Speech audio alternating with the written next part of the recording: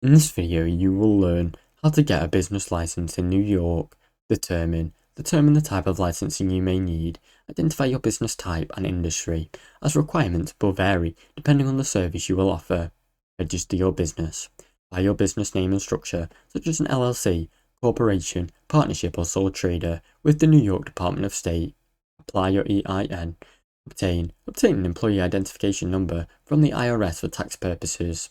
Check your local licensing requirements. Verify if your city or county of the New York City Department of Consumer or Worker Protections requires additional permits for your business. Submit your application. Complete any application to the appropriate state or local agency, then include required documents. Pay your fees and wait for approval. Submit payment for the preceding fees and wait for your license to be reviewed, then issued. Now you know how to get a business license in New York. Thanks for watching. Don't forget to like and subscribe.